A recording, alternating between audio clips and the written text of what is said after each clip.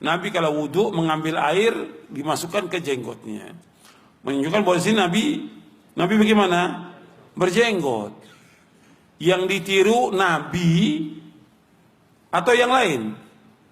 Yang ditiru Rasulullah berjenggot. Jangan disebutkan tokoh-tokoh yang gak punya jenggotnya, yang memang kehidupannya menentang sunnah. Ini kan kebodohan. Ada orang sudah belajar di Timur Tengah, dapat gelar doktor, pulang jadi orang bodoh. Belajar di Timur Tengah, disebutkan tokoh fulan nggak berjenggot. Kenapa nggak disebutkan Nabi SAW? Loh, kita dalam beragama yang kita ikut siapa? Laqad kana lakum fi Rasulillah uswatun hasanah. Sungguh telah ada pada contoh yang baik pada Rasulullah. Bukan pada para ulama, bukan pada tokoh, pada Rasulullah contoh dalamnya. Rasulullah berjenggot, yang kita ikut siapa? Rasulullah berjenggot. Jangan diikutin ustadz, ada ustadz nggak berjenggot, jangan diikut.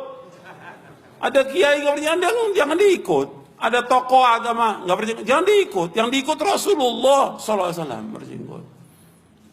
Dan ini sunnahnya beliau. Sunnah ini sunnah yang wajib. Karena apa? Nabi memerintahkan, u'ful liha, adalah kamu pelihara jenggot kamu. Wa arkhul liha, panjangkan jenggot kamu. Wahfu syawarib, rapikan kumis kamu. Wa khaliful majus, adalah kamu nyalahi orang majusi.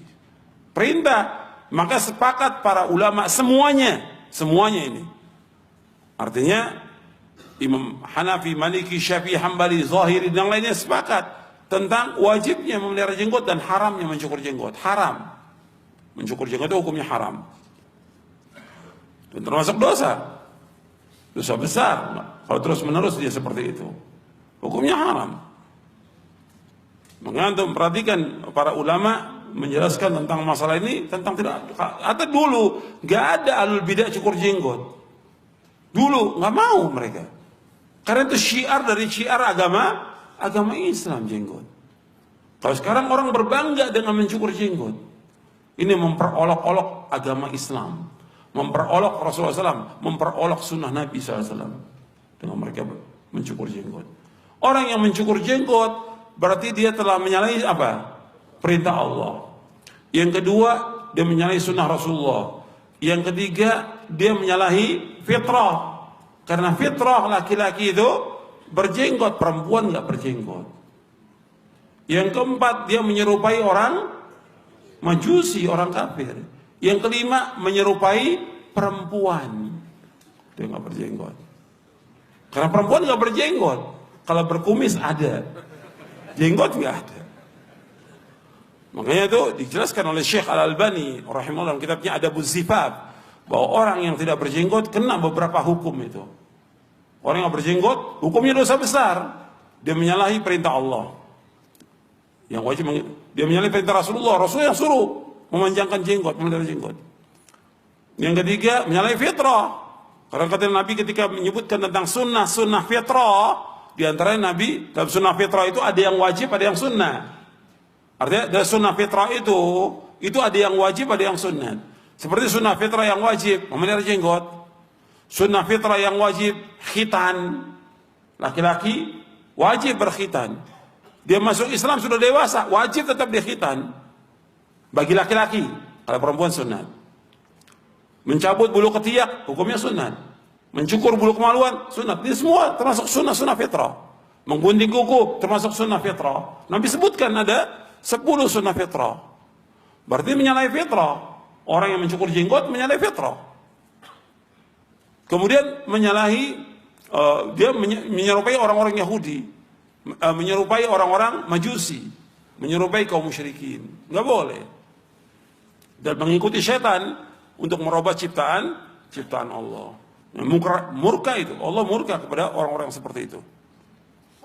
Jadi nggak boleh orang kemudian membiarkan, nggak apa-apa cukur jenggot, nggak boleh. Apalagi dia sebagai seorang ustadz, dai atau kiai, nggak boleh dia cukur jenggot. Hukumnya haram dalam Islam, termasuk dosa besar. Saya bawakan ini karena ada orang-orang yang kemudian mencela orang yang berjenggot. Mencela orang berjenggot itu hukumnya dosa besar, bukan dosa kecil. Bahkan ada ulama atau masyayikh membahas tentang istihza, hukum istihza, hukum memperolok-olok. Itu dibagi oleh dia. Ada yang memperolok-olok yang membuat dia kafir, keluar dari agama Islam. Ada yang merolok dosa besar dia. Dengan sebab itu. Makanya nggak kecil. Dibawakan dalilnya semuanya, ayat sama hadis tentang hukum orang memperolok agama ini. Jadi nggak boleh memperolok agama ini. Jadi nggak boleh itu. Diingatkan dengan cara yang baik pada mereka, karena mereka jahil, nggak ngerti. Tapi yang berat ini yang dia tokoh agama yang sudah belajar di Timur Tengah, yang dia tahu dia dalilnya, tapi dia memperolok, berat hukumannya bagi dia. Kalau dia nggak tobat, itu besar dosanya. Bahkan bisa, kalau kita lihat dalil-dalil itu yang dibahas oleh para masyayikh tentang istihza biddin, ada yang bisa mengeluarkan dari agama. Kalau dia sudah tahu dan dia yakin bukan karena khilaf ya, bisa keluar dari agama. Kecuali kalau dia khilaf, gitu. Atau dia nggak tahu, berat hukumannya, berat buat orang itu.